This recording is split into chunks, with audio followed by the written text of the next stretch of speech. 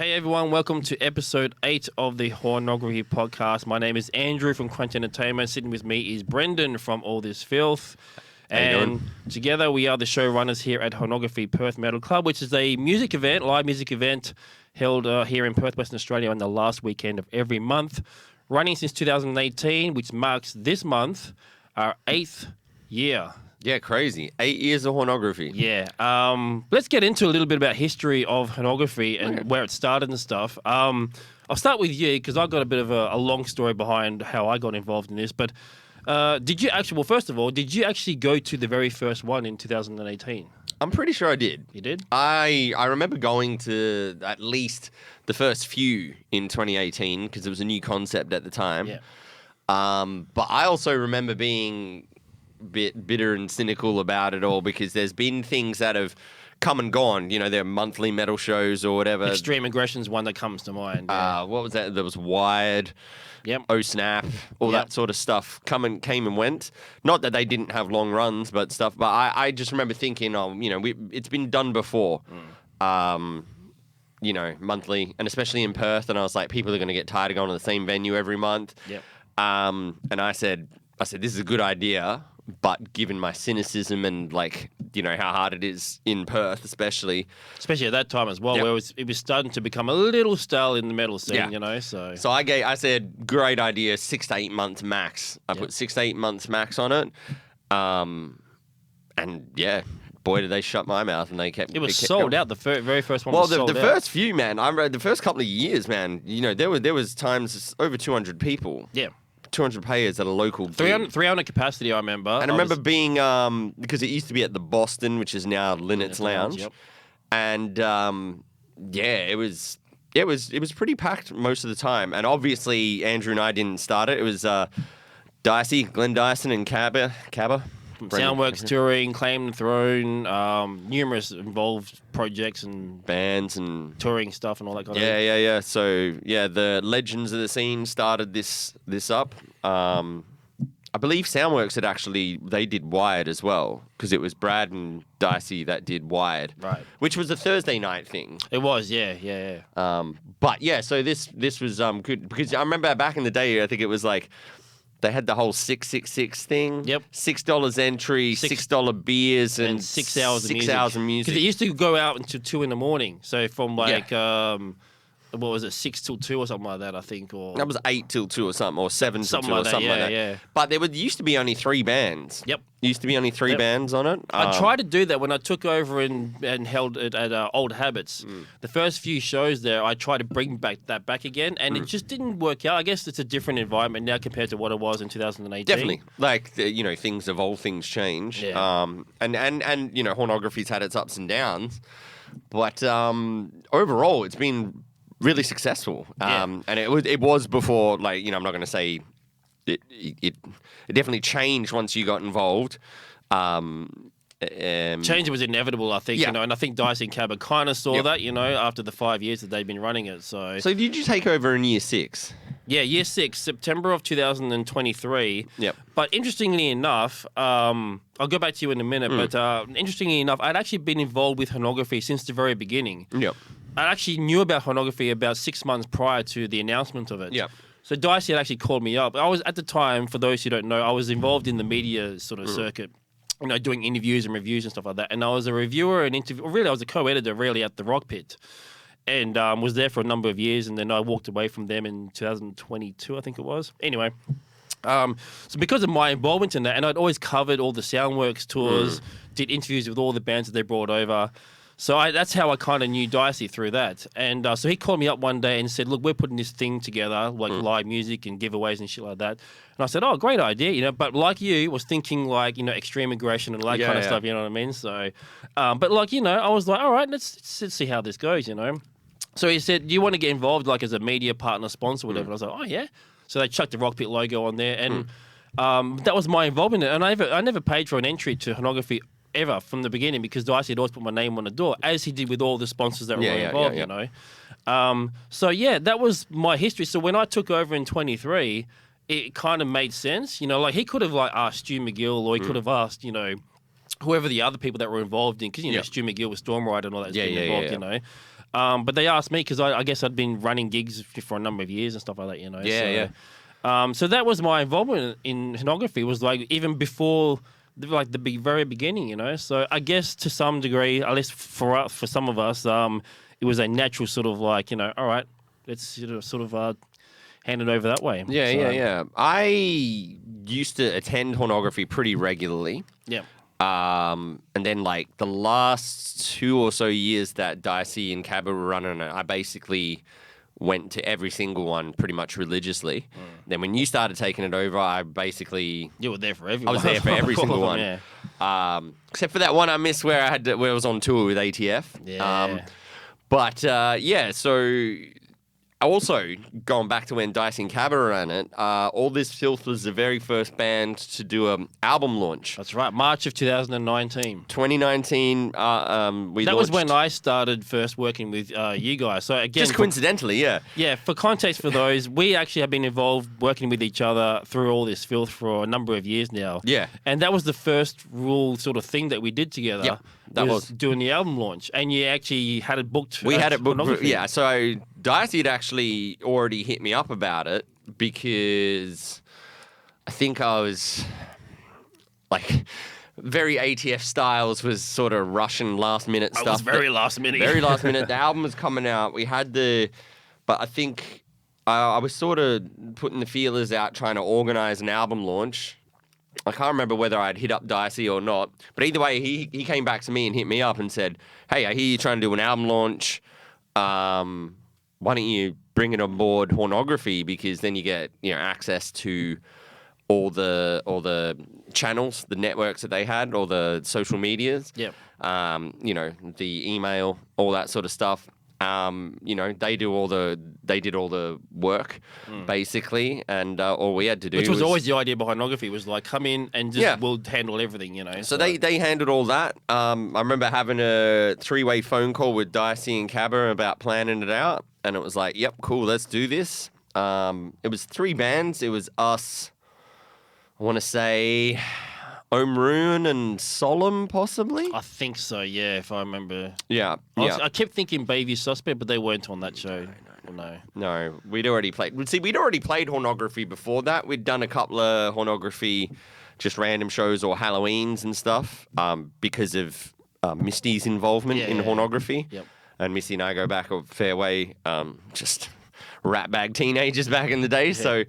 and she's always involved with the Hornography, and if you know, she's the only one that's been there since the very beginning. Yeah. So she's been the unless you photographer. Count my one, but Yeah. But yeah, she's been the original photographer, and still there. So she takes special care of the Halloween Hornography show. Yeah, we're actually in the middle of organising all that. So she's, Hallow Scream is her that's event. Right. She was doing that before Hornography was around. Well, because I'd played Hallow Scream. All This Filth had played one of the Hallow Scream events years before even Hornography was around. Right. When is that? The Bakery. Remember the Bakery? Oh yeah. That's what the name of that venue was that I always see across from Linnets. Yeah, the Bakery. The Bakery. So we'd played that, but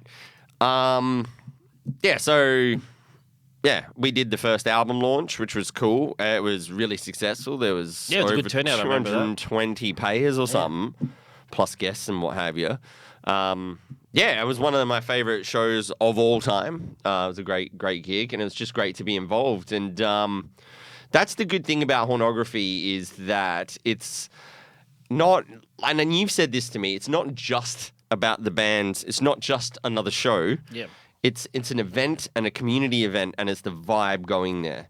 The vibe that has been created it's inclusive. It's all about the community. It's all about promoting the bands, promoting the community.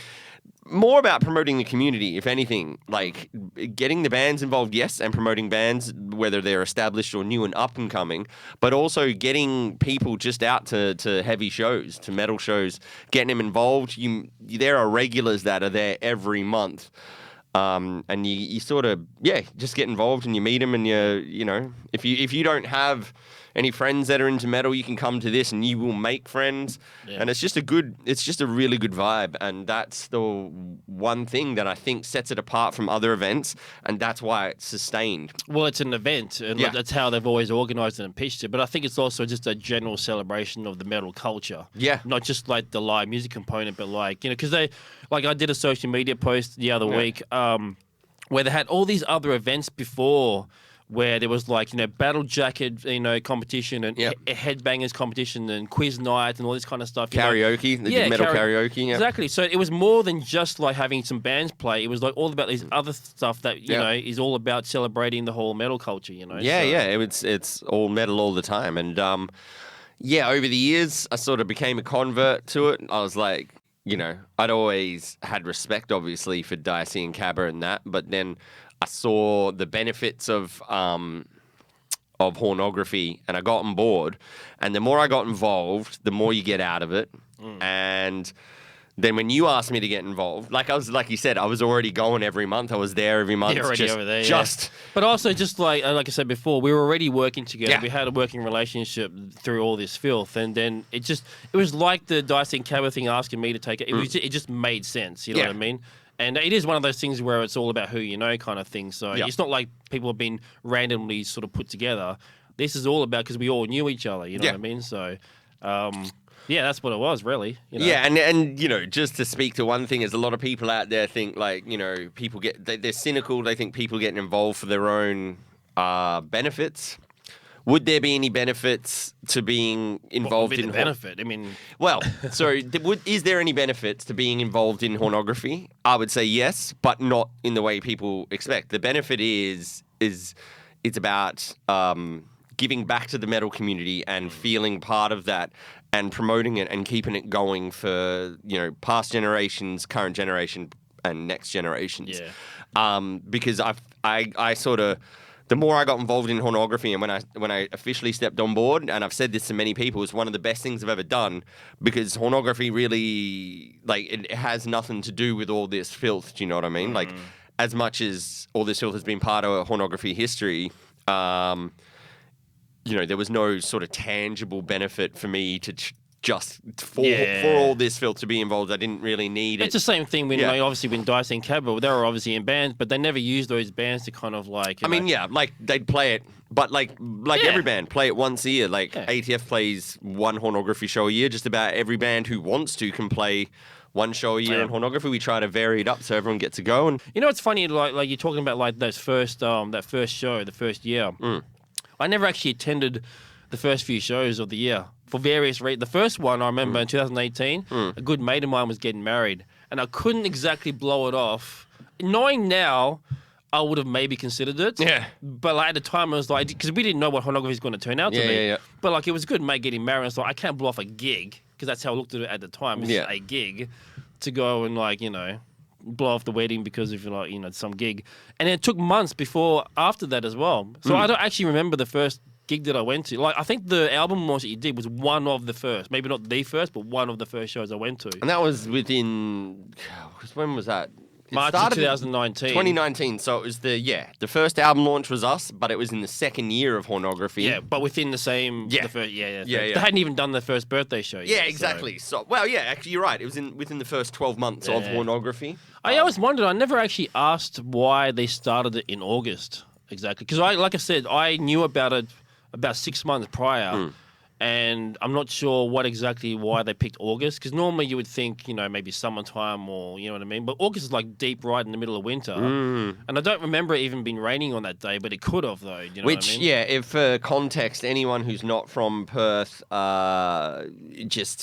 or Australia in general, it's harder to pull crowds in winter because we're very picky about people. Because we're so used to having sunny, calm we are blessed weather. With great weather here in Australia, except when it's not. It's pretty extreme. It's either nice and sunny, and it's a good when you go out at night, it's nice and balmy, but when it's cold, when it's bucketing down. We are not built for it here. So, no, definitely not. Only the hardcore go out. But that being said, it's been raining the last couple Hornographies, and we've had pretty good turnouts as well. Yeah, it's been all right. So the diehards will always find a way, and it's just been a juggernaut of the Perth metal scene. Has there any been out of all the shows that you've either been to or been part of or whatever? Is there any that highlights like any standout sort of shows? Well, the best ones for me personally, obviously the ones I've played. My favorite 2 Hornographies I've ever played were both at The Boston? Yes, the Boston. It was the album launch was probably my favorite Hornography. That was my. I think it might have been the first time we ever played Hornography. I think we played it once before, maybe. Yeah. Anyways, that was fantastic. That was just a crackerjack of a show. The atmosphere was electric. Everything went right. Although I do remember you picking up the CDs on the day of the gig. We didn't know we were going to get the CDs and we were stressing. Yeah, I had to drive all the way to, I think it was in Subiaco or Jollymont, whatever it was. And, because I had to be there for sound check. Yeah. And you went and picked up CDs. Yeah, it was yeah, I remember that stress. day. I didn't even know it until you rocked up that they were like, here's all the CDs. I was like, man, they only told me there was only going to be like... I think I've actually still got some of the CDs at my place, actually. Probably. But yeah, that was That's the Misery Season album, by the way. I don't know if I mentioned 2019, yeah. I remember it very well. That was good. And there was another... there's been good ones, but another one we played was Halloween Hornography at the Boston as well, and that always sticks in my head. That was when we played with Tempest Rising. I can't remember who else was on the bill, but that was a fantastic show. That was a crackerjack of a show, and you know, Misty goes all out with the decorations. There was like tombstones on the front of the stage over the foldbacks and that, and the spider webs. And there's been some huge I like the first 5 years. I obviously never attended the Halloween shows because I had my own Halloween thing going on. But then when I took over, that was the sixth year show, I should say, at the it would have been the 7th year, I guess. Oh no, that's right. No, the 6th year. It was at Linnet's Lounge, even though the Hornography shows were at Convenience. Yeah. But they did the Halloween show at Linnet's Lounge. Oh yeah, we played that. Yeah, and then the year after we went to Old Habits, and I still think that the Old Habits one was, at least my experience, was the best Halloween show. It was like a full, because it had the different areas. It had the full out the front deck. And I told Misty, I said, go do it, go, because she had full control of like because I remember helping to pack up on that. Oh yeah, But kudos to that venue though. They were so accommodating to whatever we wanted to do because they were on board with Hornography and they wanted to. You had the front deck area was like the entry to a haunted house. Yeah. Then you had that front sort of desk area as you went down the horror, and that was like another section. And then you had the main where the band room was, and then outside as well with stalls and everything. It was perfect for it. I told her at the beginning when we moved there, I said this is going to be the perfect Halloween show, and she agreed because she was like walking around and it was like a maze kind of thing. You know what I mean? I just remember it had a really tall roof. Like the roof was really tall, and like I just remember I don't know why there was a lot of people getting on ladders, hanging shit up, and I'm like, this has got to be some sort of health and safety thing. Yeah. And again, no one's getting paid. It's all volunteers. So like, well, they all got door spots and all that stuff. But no one's no one. Basically, at the end of the day, no one's making any money. No one's getting any sort of benefits out of this other than supporting the scene. The thing you get out of it is being part of something that is, and I guess you wouldn't know unless you were part of it. That is actually really cool just to be part of. The satisfaction. I just love the response, when you receive from people about like how well the show was, whether it was organized, the turnouts, the bands, or whatever it was. You know what I mean? The response, the feedback, the reactions and stuff is what I sort of get off on it. Yeah.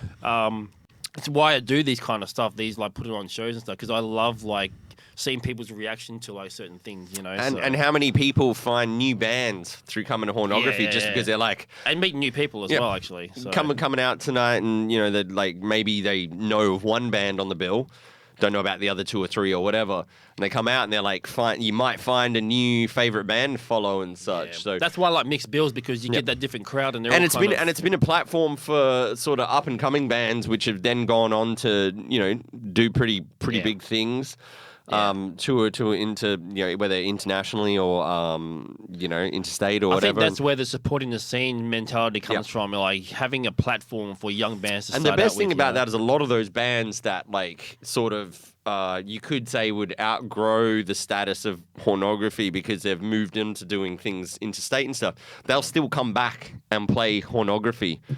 To support it, to give back to the scene, which is great. I know, obviously all this filters, and I'm there ever anyway. But Ashen and Neo Mantra and all those sorts of bands, everyone sort of comes back, and the legends of the scene, your Louis Randos, your the Führer, Psychonaut.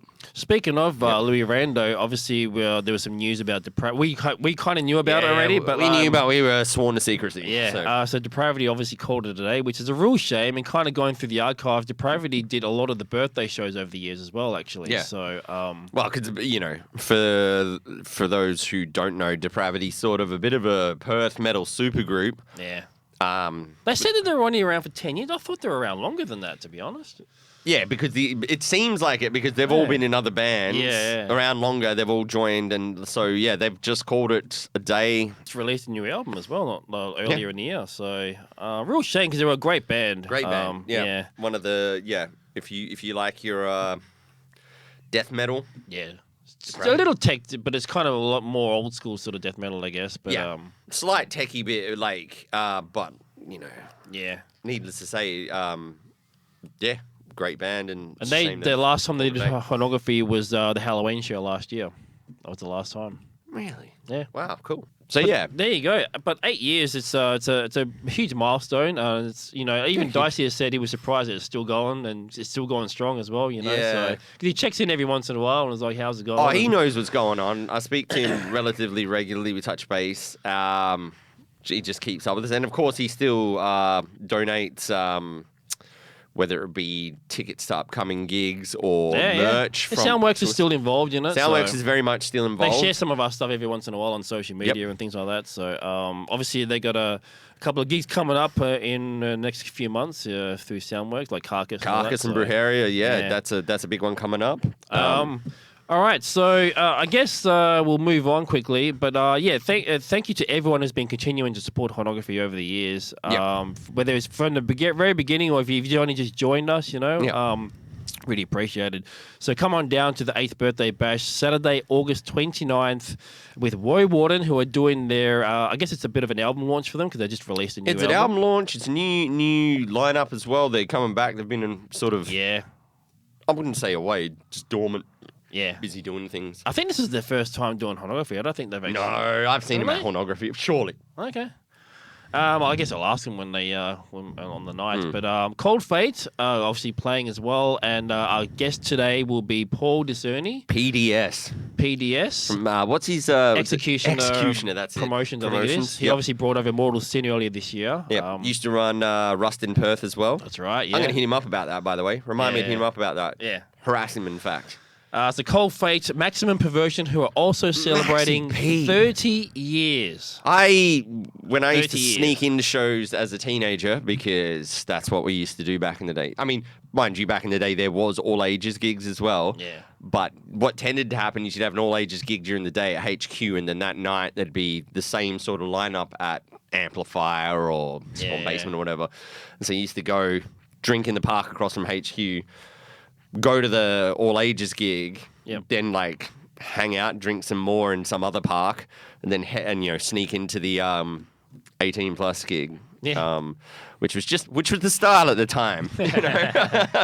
And they were like they were there. Maximum Perversion. Yeah, I remember they were in Terrorizer magazine. Do you remember Terrorizer magazine? Yeah, I remember that. Yeah. I think it's still going, to be honest. But they were. I remember they got mentioned, and I was like, "What? Yeah. They're from my hometown. Like what?" They were a big part of the metal scene back in the day. Yeah, the sort of grind, sort of. Yeah, the very short songs. Before slam was a thing. They grind. Like think more. What's that band from the East Coast that do it? Blood Duster. Think sort of like. Yeah. And then joining them will be Enforce, who are also celebrating. They're not celebrating, but they are. They've been around since the same time as Maximum Perversion. They've been around for 30 years as well. Yeah. So that's where I was going with that. It was since the dawn of time, I've been sneaking into gigs with Enforce, Yeah. Maximum Perversion, Psychonaut. Pathogen, Psychonaut, The Führer, Yep, all those etc., guys. etc. And opening for the night will be Vestigial, who are sort of a very proggy death metal sort of band. They actually did their very, very first live show at Hornography a couple of years ago when we were at Old Habits. So, it's, again, give it a band platform to do their first show, Yeah. So, but those guys have been around doing music for a long time, like Darren Joy and stuff like that. Yeah, Darren. So Yeah, a lot of those dudes, But that's the scene, isn't it? It is, yeah. So anyway, we'll have Paul in any minute, but we need to talk about some of the other stuff that we've done in this. Yeah, let's stop talking about ourselves, even though it is the. Should we, Joe? We'll quickly touch on the last show we did, the Last Stoner month, Doom Metal Night, July 25th with Neo Mantra, Troll, Banished Realm, and Horus. All the bands I remember were absolutely fantastic. They were just it was a really good night. Yeah, yeah, really good night. Good, decent turnout again. Yep. The bands put on a really good show. I remember I rocked up on the night being absolutely devastated at the loss of Lou Koller from Sick of It All. That was the same. It was the same day. That's the day we found out, and I just did not have the energy to get up there and try to pump the crowd up. I did the best I could. Obviously, I did a bit of a tribute. For those of you who know, Lou Koller was the front man for New York hardcore band Sick of It All, which no, it's not strictly metal, but it's still part of the heavy music scene. I mean, yeah, I listened to them. So. And they've influenced so many bands throughout the years. I got into New York hardcore through Hatebreed, actually did a cover album called For the Lions where they covered. Half of it was like metal covers, Obituary, Sepultura, Metallica, Slayer, and the rest of it was hardcore bands. Yep. And the ones that stuck out to me, Madball, Sick of It All, and Agnostic Front, which is, for me, the big three. Obviously, there's Cro-Mags and... Yeah, Cro-Mags as well. Madball and Hatebreed were the ones that I got into early on. Yeah. Again, just through all that scene and stuff. But yeah, so Sick of It All, I did a bit of a tribute to Lou because they've had a massive effect on a lot of bands, metal and hardcore bands over the years, and a huge effect on me personally. Got me through some hard times, and Lou and Sick of It All, and to a greater, to a more holistic sense, hardcore. Like I always say, when you buy a CD of all this filth, in the credits I always write, "Metal gave me purpose, but hardcore saved my life." And that's just because of the vibe, the scene, the message, the passion. I love New York hardcore, and it taught me as a vocalist how to be okay with being myself. You don't have to sound like someone else. You don't have to sound like a monster or a demon. You can be just a human being, and as long as you're authentic in yourself, the authenticity of hardcore has always been the main thing with them. It's you know what you're gonna get, and every single time you love it. Speaking of which, new Madball album came out recently. Fantastic. Right, give it Not Your Kingdom. Give it a listen. It's fast. It's aggressive. It's in your face. Madball's always got that bounce as well. But yeah, Lou Koller, Sick of It All, Valet, rest in peace. Yeah. What a legend. The other thing we need to talk about, which we kind of ran out of time on last time, is the, two things. the new Devildriver album, Strike and Kill, but we also got a chance to go see them live as well. That was in support of the album. The album just came out right before then, right? Yeah, literally that week or something. Yeah. Fantastic album, by the way. One of their best in years. It blew me away. It was. It's my album of the year so far. Yeah, hands down. It's the best album they've done since Beast, or even before that. But I think it's better than Beast. Yeah, I think it's better than Beast as well. It's Devildriver. Definitely. Everything you want in a Devildriver album. The groove. But it's got more. A bit of mellow death. It's got that aggressive tone to it. It's aggressive. It's fucking fierce as fuck. Like it is. And Dez just sounds like a monster. Even live as well when we go to see the whole thing. And the new album, it's their best in years. I would say it's their best since freaking Last Kind Words. Yeah, I'd say that as well. Like, genuinely. I'd say between that and Beast, this should have been the next album. Yeah. You know what I mean? Like, that was before Beast. But but it's modern as well. It's got some breakdowns It's got a lot of modern element. I was getting a little... mellow death, kind of like that Orbit Culture's doing that really heavy I was getting a little because the Arc Spire do the same thing. They're little sort of like bendy, sort of like squeals Machine and stuff. head-esque sort of stuff as well. Yeah, I was getting a lot of that, which is new for Devildriver. They haven't really done a lot of that before. It's Devildriver. It's Devildriver, as you know, but on a different scale and level and level of aggression. Still got the groove. Yeah. Yeah, it's Devildriver, but get the album. Yeah, seriously, great album. We'll wait for you. Go get the album right now. We'll just sit. We'll take a break. You can come back, and we will wait for you. Go get this album. Listen to it. Let us know what you think. Then seeing them live, they just, I mean, nothing against Cradle of Filth, but fuck me, they blew off the stage. You know, they were just absolutely so good. Like Cradle of Filth. Last time I saw them, I'm not a massive fan, but last time I saw them at their own show, November, not last year, before, was fantastic. I was really glad I went. And then this time I saw him, I thought, this is going to be great. Cradle of Filth, Devildriver. And it was. But Devildriver just came out, boom, blew him out of the water. Cradle of Filth had probably a better sound mix, but Devildriver won the night, hands down. Well, I was right up the, not close, but I was much closer watching Devildriver because I just couldn't stand back and watch him. I had to be sort of kind of more in there. And it sounded fantastic where I was. But then when I went back for Cradle of Filth, the sound wasn't. I guess I don't know. Like closer, it sounded better. Surprisingly, I was at the as most of you know me. I'll stand near the sound desk to get the best sound. It still sounded good from there though. But where I was, Cradle of Filth had a better sound mix. Devildriver put on a better show. Yeah. I'd agree with that. Yeah. The vibe, absolutely. Not that Devildriver had a bad sound mix or Cradle of Filth put on a bad show. Yeah. It was a fantastic night, hands down. I think either way, if you're like... I'm actually wearing the shirt now, the Strike and Kill shirt, actually. I almost bought that shirt. I ended up getting the other one because... So good, man. I'll be perfectly honest. As good as the album is, the album cover didn't blow me away. Yeah, look, I'm not going to lie here. None of the shirt merch designs Devildriver over the years. I like Devildriver. I love them as a band. Yeah. I've met Des actually. Actually, I like the Pray for Villains one with the bird. With the, that was actually good. I got the tour shirt from that as well. They didn't have any tour shirts, man. Yeah, nothing with the dates or anything. Not even Cradle of Filth either. But then I saw someone had a tour shirt with Cradle of Filth and Devildriver on the back, but I didn't see the date, so I'm wondering if that was like a US or Europe tour or something. Sure. But I never saw that at the merch store, so I asked the guy there, and the person at the merch store said no, they didn't have any. Yeah, same. I was the so same. I'm like, how do you not do a double headlining tour and not put on a tour shirt for sale? Like, I think it's got something to do with the expenses of merch these days. Yeah, but that would have made it. I mean, I would have paid like $80 for a shirt because I wanted. But you're going to have to these days because I still paid $60 for the It looks like a Jack Daniels kind of shirt with the California groove metal. But I love the design on it. But I've got like 2 other shirts with the same kind of design. Yeah, I saw that shirt and I was like, But I got this one because I don't know, like I like the album. It's very colorful. Green stands out, so I was like, I'm gonna get that.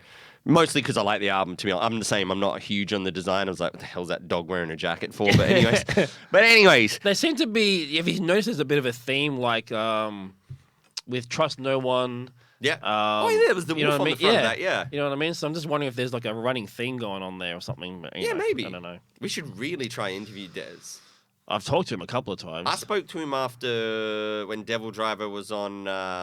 What was that Megadeth Gigantour Metro City? Yeah, with Lacuna Coil, Static. It was a Static X as well. What a show! Megadeth as well. Lacuna Coil open. Yep. By the way. Yep. Like what the hell? Lacuna Coil. Static X. No, Devildriver, Static X, Megadeth. That was the first time I saw Static X as well. And really? I'd seen him. Well, because I didn't just got into the band because I didn't. Again, like I've said before. I knew them from the more new metal side. Yeah. Didn't realize there was a whole industrial metal side to them that I'd never heard. So. Static X, fantastic, man. So it's like, I love Static X. But you know me, I love my industrial metal. Like I'm wearing a Ministry hoodie right now. That was with Wayne before he died as well. So. That was so much. But like, so I'll always remember that. I've seen Static X twice. Since they've done the Project Regeneration stuff without Wayne. Zero does a fantastic job, aka Edsel Dope. Like they haven't admitted it, but it's definitely him. Everyone says that, yeah. And he does a fantastic job, but they were another level with Wayne. Yeah. But anyways, that was a fantastic show. And as we were leaving that night, Des was literally just out the front of Metro, standing near the damn merch desk. This is which show? The Gigantour. Oh, I can't mean the last one. No, he was just standing there. So I got a photo. I should probably send it to you. We'll post it or something. And like with myself and my mates, we got a photo with Des, and he was speaking to everyone. Really kind guy. So yeah, it's fucking awesome. Yeah. Went out of his way to speak to people. Yeah, no, he seems like a cool guy. Like I said, I've interviewed him a couple of times, always promoting albums and stuff like that. And I think the last time I talked to him, we were talking about dealing with demons, and that's where I got the whole that was like him. Like it was basically a purge of like all this like stuff that he was dealing with and stuff, So keep in mind that was wasn't that was recorded sort of during and over COVID and that. So a lot of that was a strange time. Yeah, very strange time. It was for everybody. And but yeah, fantastic night, fantastic album. Highly recommended if you haven't checked it out yet. So. Definitely. All right, so we bring in Paul. Paul Scerni has just sent me a message. He is outside that door right now. So let's bring in Paul Scerni from Cold Fate, who are going to be appearing at our 8th birthday bash on August 29th. Yep.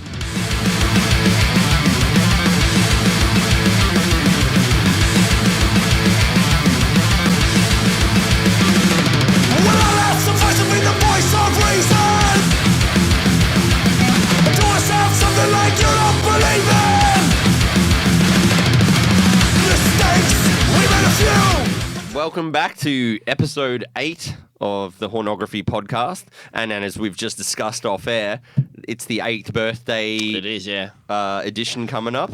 And we have our guest here, Paul Scerni, a.k.a. PDS, a.k.a. Mr. Cold Fate, a.k.a. Executioner Productions. Promotions, that's it, yeah. Yeah. So, yeah, welcome, Paul. How you doing? Good, guys. Thank you for having me. No worries. Anytime. Pleasure to be here.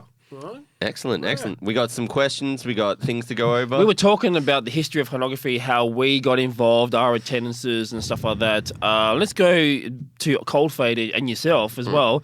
The history of how you got involved in Hornography as far as like playing shows and stuff. First of all, did you actually go to the very first one in August of 2018? I believe so. I remember. I was the same. I was like, I think so.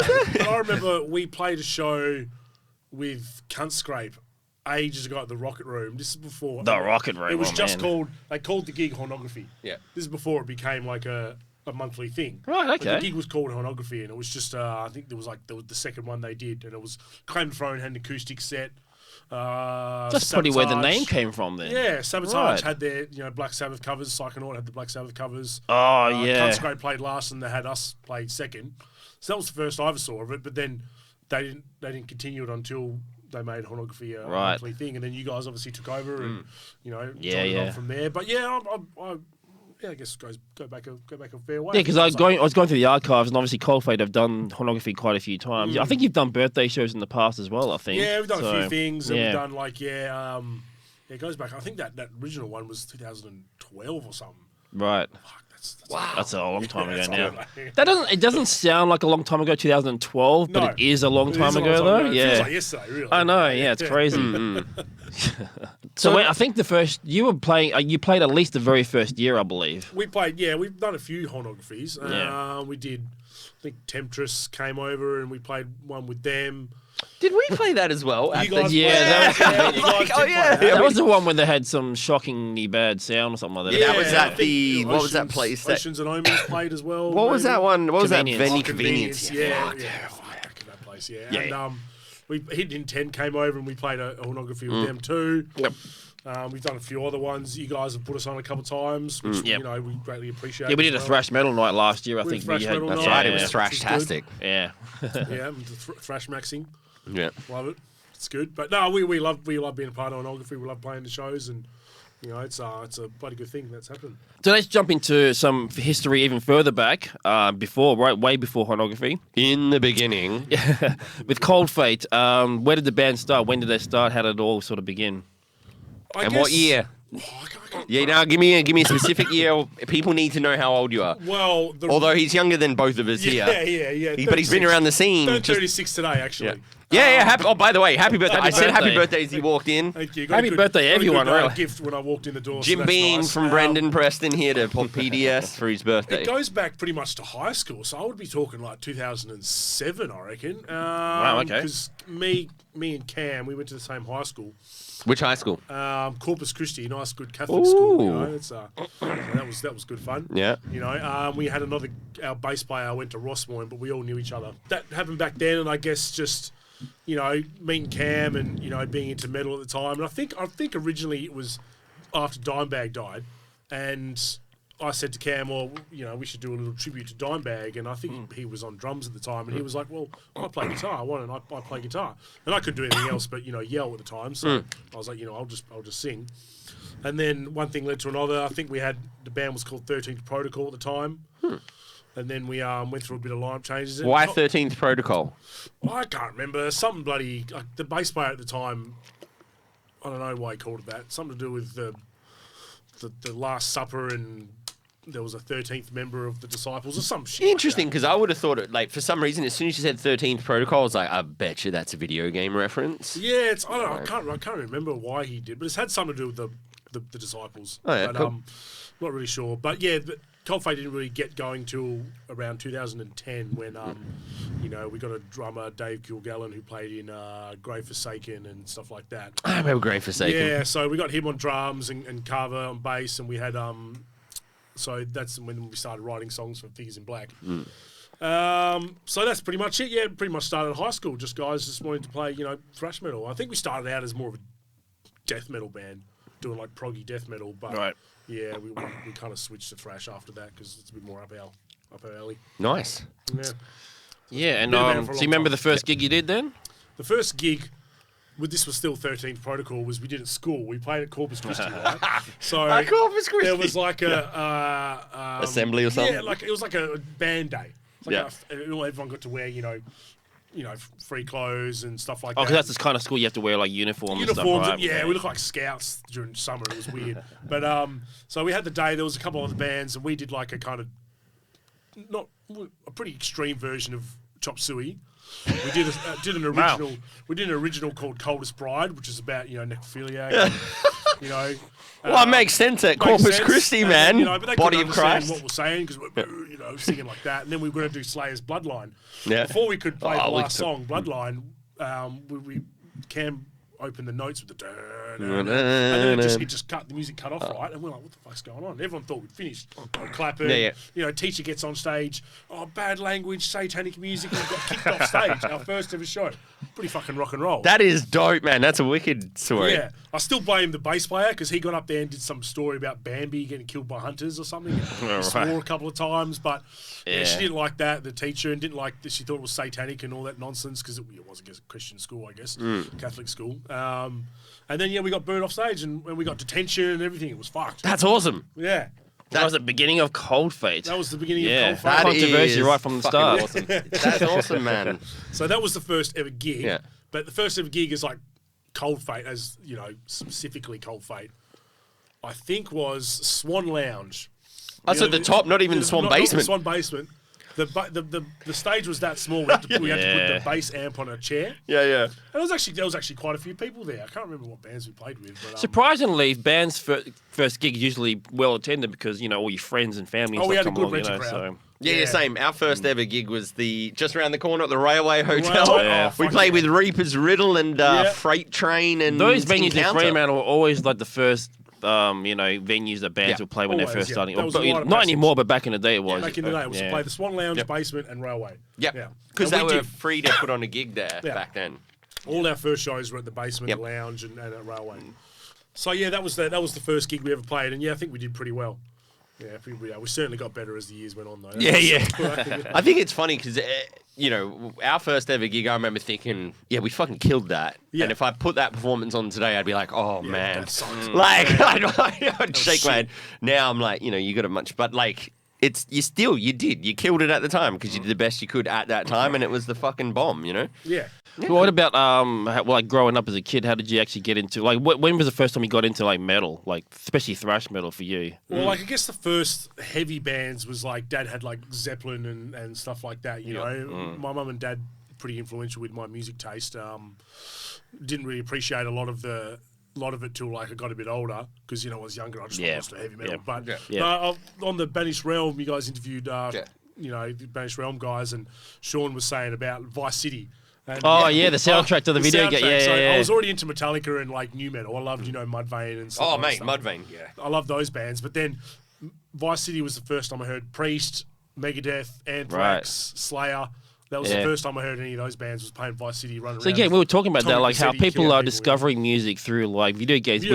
I mean, for me as a kid, that was never like unheard of. You know what I mean? So it was just it shows you how old I am. So, but I bet you're right though. Like Vice City, GTA in general just has fantastic soundtracks. Yeah. So it was that got me into the more heavier stuff. But first heavy music was probably Zeppelin and bands like Midnight Oil and Deep Purple and stuff like that. Cold Chisel, I think Cold Chisel was the first gig I ever went to. That's a big thing here in Australia really cool. as well. For those of you internationally listening, is that the pub rock scene, as my old man always used to tell me, which is my dad. For those of you internationally, the pub rock scene here in Australia with your Cold Chisel, your Midnight Oils, In Excess. Every kid grew up listening to AC/DC. Yeah, Ice House, AC/DC. I remember my old man Aussie Crawl Crawl.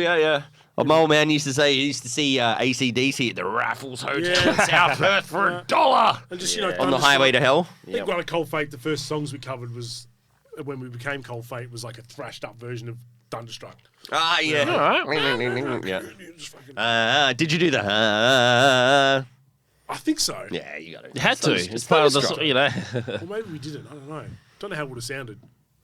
I think we got some footage of it somewhere. But I've heard very interesting versions of that song. Like I heard like a cello version of Thunderstruck, done really, really well actually as well. It's a great song. Yeah, I know it that is. The voice can be grating for some people, but I like it. Brian Johnson. Yeah. No, he's a good singer. People have sort of divided as to who's better. I always liked Brian Johnson's voice, but I think Bon Scott was a better frontman. And he did have a better voice. He had a bit more swagger, and Brian Johnson's a bit. So it gets a bit like. I mean, he was fine. And the songs, we're talking about him like he's dead. He's still around. They're still touring, by the way. And the songs are great. The Brian Johnson songs are great. But Bon Scott stuff, had more swaggery. He had a bit more like. True, but I mean, come on, think about it. The tragedy of losing Bon Scott, and they had probably the best comeback album, of all time. Back in Black. Yeah. That song as a comeback song, Back in Black. I mean, to be fair, that album was written before Brian came into the band. Yeah, but they were destined to be huge anyway, I think. Second highest selling album of all time, I think, behind Thriller. Back in Black. Yeah, I think so. Yeah. And bands had that. Van Halen when they lost David Lee Roth and Sammy Hagar come in, and the next album was the one with Why Can't This Be Love? That one. I never got into Van Halen, to be honest. Same. I appreciated Eddie Van Halen on the guitar, but I never got into like the music and stuff. On the way home. Yeah, I've checked out some of this. Like I remember like Hot for Teacher and stuff like that. So. Yeah, the first album's the best. First two albums probably. Because I remember hearing Jump, and I just went, if this is what Van Halen is, then it's not for me. You know what I mean? So Jump's just their like bit poppy song they made to like even David Lee Roth didn't like that you got to remember where they came up in the 80s. It's like when Kiss went and stared doing disco stuff, because of the 70s come in. There was a lot of that synthy sort of sound coming in as well, and I was not a. He did when Van Halen jumped on the keyboards and tried to fit in with what was going on at the time. Which a lot of bands were doing, to be fair. Yeah, well, you experiment with what's going on around you. All bands do. Yeah. To some extent.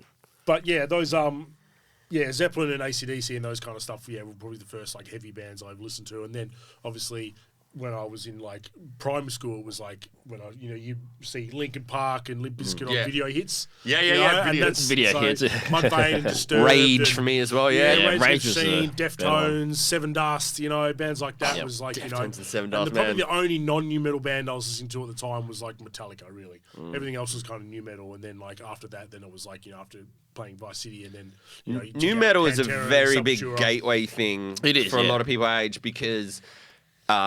Just in the time in history as well, new metal actually broke into the mainstream. It was. So you got to remember, music, like the music industry, never sold more albums, since the year 2002. It sort of peaked in the year 2002. Yeah. Peak new metal. Yeah. So like, Still, CDs were still quite popular as They well. were, back yeah. then. I think the biggest selling CDs at the time were during that era, Yeah. during that Yep. time, because And it then was like, iTunes took over, and then obviously now streaming services. So that was the last great kind of like, phase of like a music style that would sell lots of records. Yeah. Now there's still a lot of good music and a lot of great music, but you don't have big album sales because it's all streaming and shit. Yeah, that's right. Yeah, except for the legacy bands that are still around that are sort of capitalizing on their older fan base, and then bringing in like a newer generation. Newer generation, but they still don't sell as many records as they once. No, Nobody no, does. Nobody does. No, Which is people a just shame. listen to I it. think two bands that were pinnacle in that surge of like bringing metal to the mainstream were Metallica and Pantera. I think those two bands together sort of like helped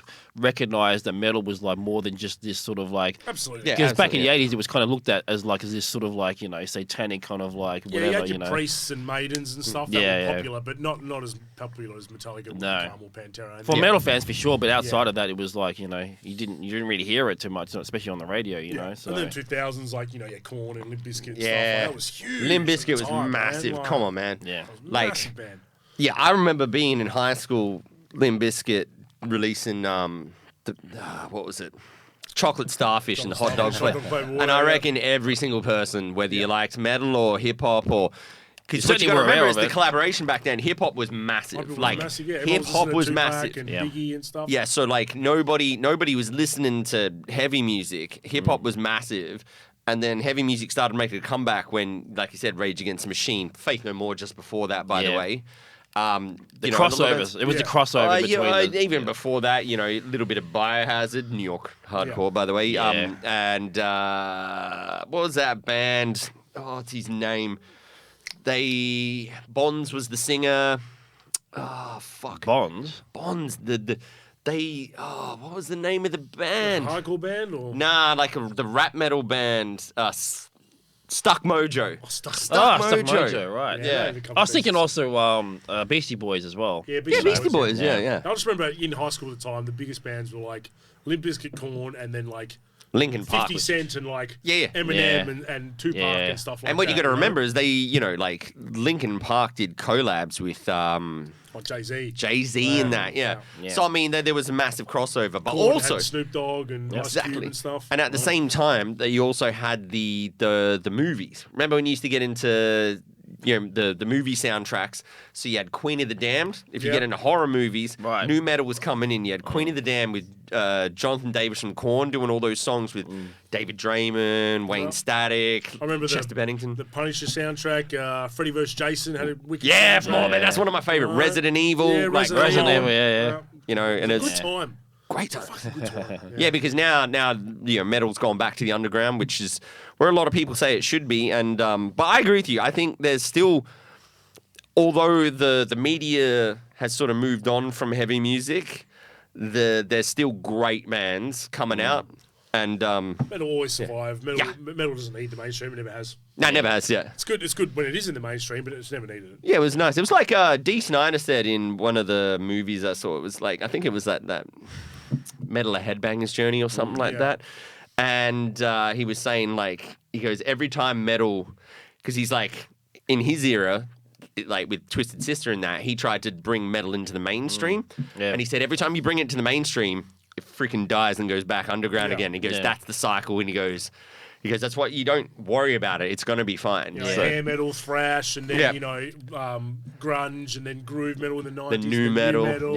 Everything comes in phases. And then metalcore now, which is like after new metal. And deathcore. Now you've got like a lot of kind of prog bands that are doing quite well. Prog bands. That new metalcore, which is like, I think it's funny because it's a nostalgic thing. A lot of these metalcore bands getting into bringing the new metal sound in, but they're all nostalgic for a time that they missed. Yeah, and you get these like prog metalcore bands which I quite like. Bands like Northlane and Sleep Token and stuff like that, who are bringing it kind of back to the mainstream. Those phases, they always come back every single time. They always come. There's always like I remember when thrash metal came back in the sort of mid 2000s, when all these bands like Municipal Waste and Toxic Holocaust, they're all coming out. Big like for that thrash metal revival was Machine Head, The Blackening. Partly, but I think well, think about it. Like that album was a game changer for massive, them. but I also, think there They was started also bringing like 8-9 minute songs back into Yeah. the mainstream. yeah, that was a huge turning point for Machine Head. But I think also Testament and Exodus and those bands coming back out of retirement. Yeah. I think that Creator, was Death Angel, all yeah. had like the best albums they've because they created kind of in were not ages. around in the 90s because like thrash was kind of dead in the 90s and Yeah. they sort of disappeared. No, they were around. Just people weren't paying attention. they were done for a few years. Like I know Exodus were like in hibernation. They were like just went to normal but day Test- jobs. And, Test- A lot of the was- 90s albums, Testament were good. during the Testament 90s, was but a lot still of the around, other man. bands- Low, except come for on. when obviously Chuck Bailey had to go and deal Yeah, with but it. but that's what brought Death Angel back. Yeah. They did the and Death Angel was the other one as well. Yeah, Yeah, Death Angel Yeah, came back Creator. for his thing, for his benefit concert. Yeah, And yeah, Creator, that's right. dabbled with industrial and stuff during the 90s. Yep. And, like bands like that, Exodus had kind of did like hard rock, not hard, pretty Yeah, throwing I forget down that. and all I actually that. liked that last album that they did in '97 to put out, which was not well received, but it was like almost like a more hard rock kind of Yeah. sound, But it was groovy as hell though, like so good. I Yeah, reckon. was that Force of Habit? Yeah, I think that's the one. Yeah. Because it had that "Good Day to Die" song on there, which they did a video that's some clip. good tracks, but you're right. Then in 2000s, they all came back with albums. Yeah. Creators Violent Revolution, Megadeth had System Has Failed, Yeah. Testament did Formation of Damnation. Formation of and, That's Damnation, right. you know, Yeah. Death Angel Well, they had came back Killing initially Season. to do that reunion thing where they actually did First Strike Still Deadly. Yeah. Sort of like a throwback to their first two albums. Yeah. And that's kind of what's sort of brought them back out of the thing, and they ended up being a better band out of it from it, I reckon. A lot of those bands did. Yeah. Like they, I prefer Creators and Death Angel stuff, modern stuff, Yeah. than their 80s stuff. Yeah, I agree. No, I really, agree. Fresh Yeah. purists might and hate that. But Testament's still freaking delivering Oh. today. Their last couple of albums have been fantastic. Oh, on point, And speaking of which, one of my favorite concerts I've been to the last couple of years, I went to Testament just on a Yeah. last minute thing. Saw you there. Yeah, I was ended there. up hanging out with this dude Yeah, all night. yeah, watching Testament. Watching Testament, getting drunk, being like, "How good is this song?" And like this song, I remember that. Yeah, they played a lot of old stuff, but then like the new shit, man, it's just as good, I reckon, if not better. And it was Chuck Yeah. Billy's birthday, 63, like on the day before It or still some shit. and he sounds killed phenomenal. it. Yeah, I know. It's amazing what he does. Yeah. I love the whole guitar thing he does with the microphone and all that stuff. Yeah. Like the- And because he's such a big dude, the microphone stand looks I tiny. know. The air He's a guitar massive and the guy. mic. Yeah, it looks like a freaking toothpick. Like he's, He's a big dude. Yeah. he's a big dude. But like, man, I think that's why he's got such a big voice because his voice is fucking like just booming. yeah. Remember in the '90s he did those. They were sort of more into death metal kind of stuff. yeah, like I said, low. Yeah, low and Demonic. Demonic. Yeah. Where's when Yeah. Chuck went full growl Yeah. and just fantastic Those stuff. are, to be honest, those were albums that got me into Testament. Yeah. Yeah. But what I like now, what they do is that they blend both together, like the Yeah. old and the new. And that's what's great. Yeah. I've noticed like Death Angel do that. I noticed Exodus kind of don't do. They kind of more. They write all these like 10-minute bloody epic songs now. Yeah. Yeah, I liked when they got Rob Dukes and they had the atrocity exhibit. Yeah. Yeah. They were sick. I'm not so massive on the new one, but that's all right. That's Yeah, I was a bit disappointed with the last album, to be honest. just because I liked the Rob Duke stuff because it was so like intense Yeah. and venomous, whereas now he's like. But he's trying to I sing prefer and shit. Zetro, to be honest, on the vocals. Yeah, a lot of He's- people do, yeah. He's got a bit more of a snarl. Yeah. I've seen both bands live with both singers. Oh, yeah. And I kind of feel Rob's a better live performer. But Zetro sounds better on the album to me. So, it depends. I just feel like when they got Rob Dukes back, they're like, okay, what made Rob Dukes good was the aggression, and now Yeah. you don't have the aggression. You kind of created like almost heavy metal songs, not thrash songs. It seems a bit weird that you get him back and not utilize his like Yeah. aggressive Yeah. voice. But they write better songs than I do. Exodus, I can't be too. Oh, I mean, that's a matter of opinion, I guess. Well, they've got the runs on the board. Yeah, they sure do, yeah. How many albums have you got out now? 2. We've been banned for that long, and after Figures in Black, we pumped Figures in Black and played so many fucking shows, and then kind of stagnated. Life got in the way. Everyone's was busy. Yeah.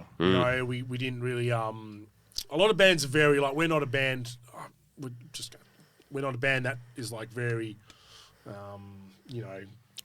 Constantly active. constantly do, this is the day we're recording. We're going to jam this day. If we can all be there, we'll do it. Yep. But yeah, a lot of bands are very thorough with their organisational skills. Like Plus, you got like various members in the band that are also in other bands as well. Seb's in So. Psychonaut and Bloodlust. Cam's doing Cyanide. He's also done a few other things. And So that probably doesn't help either with the scheduling and stuff. Yeah. Scheduling was always a bit hard, but like if we were a bit more like thorough and a bit more, on the books, then we probably could have made it work. But we were just like, oh yeah, whatever. We're a bit slack. I'm not gonna lie. Yeah. We're a bit slack. But so the new album was good, and we make sure that the next album won't take 10 years to make. So have you got anything like writing wise? We've been writing, we've been tracking guitars and stuff like that. Nice. So all right. We've got the new one in the works. So you're looking at what, next year maybe, or hopefully. All right. You got any aside from the obviously Hornography show? Any gigs for the rest of the year coming up? Yeah, we got a couple that haven't been announced yet. There's one that I can't say. It's hush hush. Yeah, it's a big show, is it? Yeah, it's a pretty big show. Yeah, so that's coming up soon. Is it a support slot for an international band? Oh, I can't say. It is. That means yes, everyone. So there's that.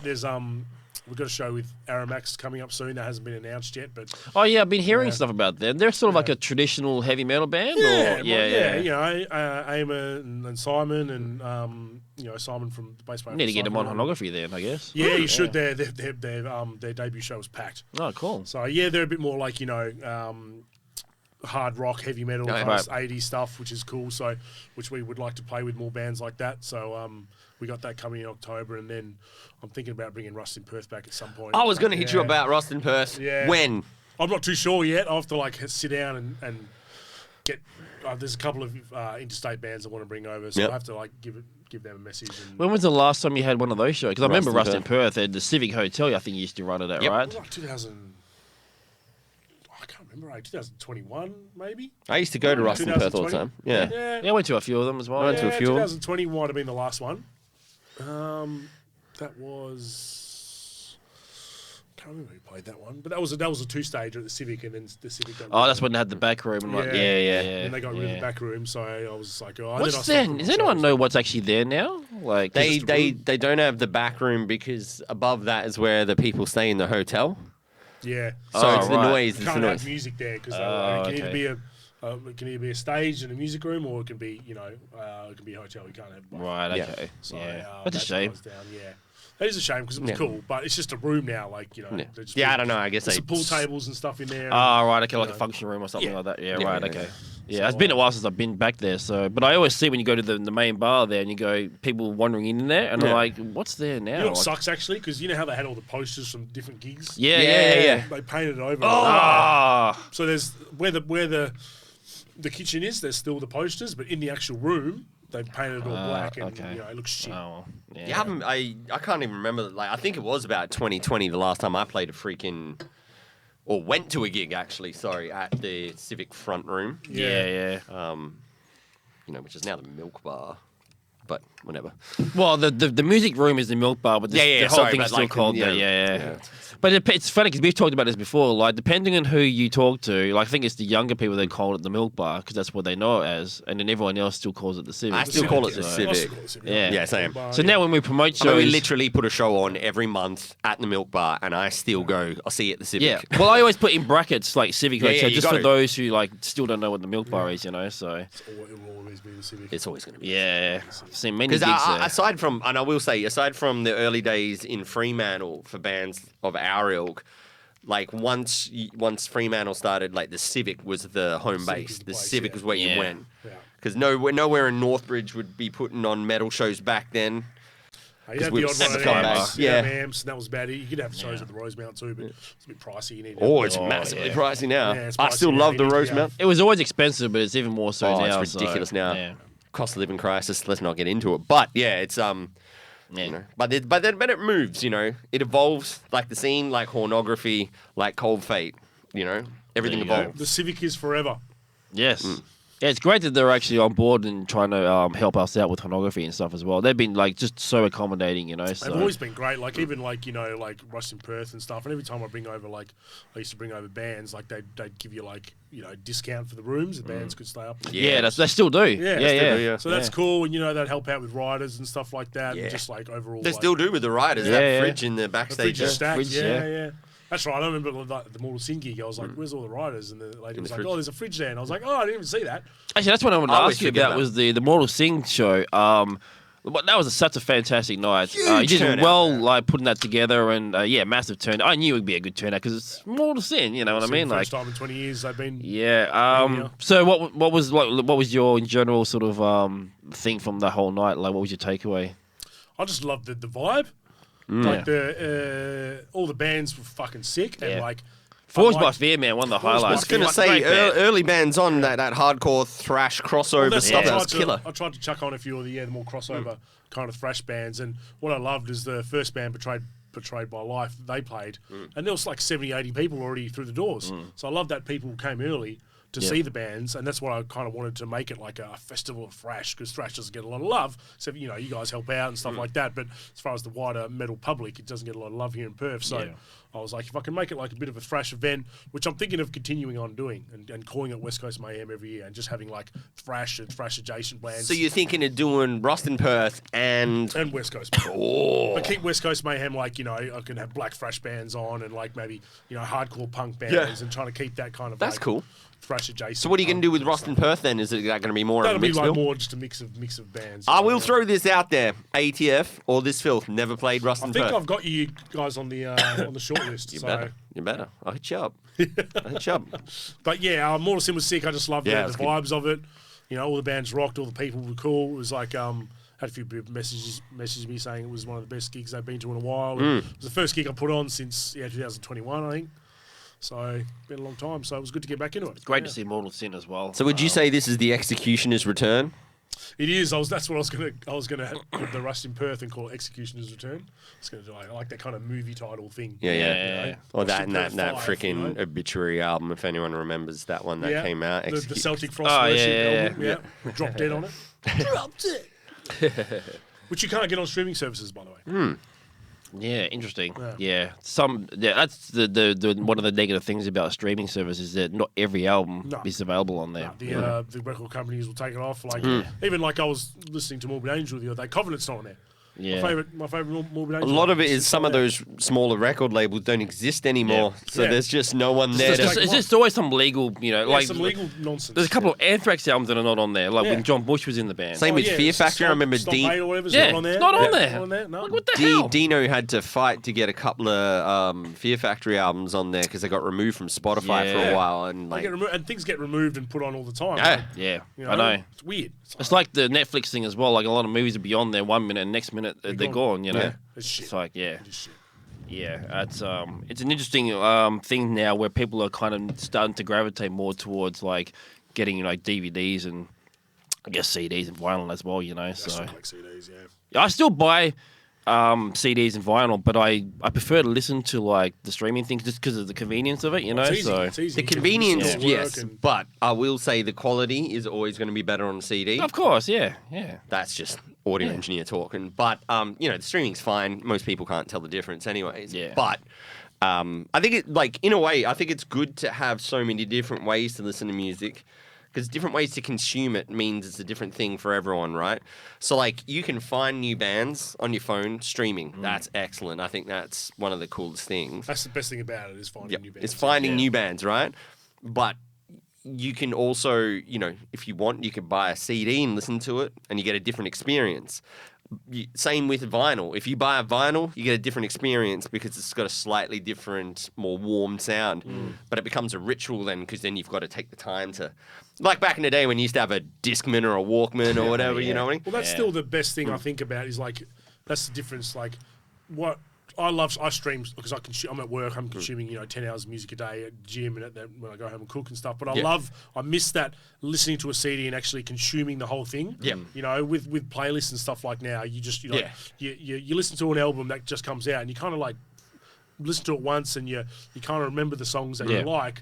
And you don't really go back to it unless you like really connect with it. But I find like with CDs, you buy the CD for $30, you listen to it, even if you don't, connect with it straight away. You keep listening to it because you just fucking bored. Because you're like, I'm getting my money's worth. Like and then put more investment in it. Like Queensryche Operation Mindcrime. I remember I bought that on CD because like everyone was talking about it. I bought it. The first time I listened to it, I think I only really enjoyed like one song. But then the more I listened to it, and I kept because it was in the car. Yeah. You know, on the CD player in the yeah. car. And the more I drove and the more I listened to it, I was like, wow, this is one of the best albums I've ever heard. Yeah. So it took a while to grow. Whereas if I think I listened to it, if that had come out now, Yeah, on that's streaming the- services, I probably would have just listened to those couple songs and be like, oh well. Yeah. Yeah. I think you're right. That You listen like, to the album once, Yeah. like you said, pick out your best Pick out songs your best and then move songs on and to the that's next it, thing. move on. yeah, Yeah, there's another there's a playlist, throwaway aspect to it that's sadly a big part of the music. Well, a lot of people, it's not experience, you valued know? anymore. You know what I mean? Yeah. Yeah. It's just because there's so much to consume Yeah. as well. Yeah, that's the problem. It's, Everything's it's so available at the saturated, you know. So touch saturated, of a screen, you know? So. Yeah. Believe it or not, we've actually run out of time. Well, that was a good chat. That was, I know just that was an chatting hour that just went woo. We right actually through. didn't do the upcoming gigs. Let's just put them in the Yeah, we will. comments. Yeah. But we'll quickly mention obviously the Hornography show coming up August 29th. Cheers, boys. Thank you. Thanks for Yeah, coming no in. worries. We'll see you in Paul August. Scerni. See you in August 29th, Civic Hotel, Milk Bar. Yeah, that's the one. Milk Bar / Civic Hotel. 8 Hornography's years. 8th birthday. Let's do 8 it. years. All right. Cold Fate. Legend of the game. Paul Scerni. We'll see you guys next time.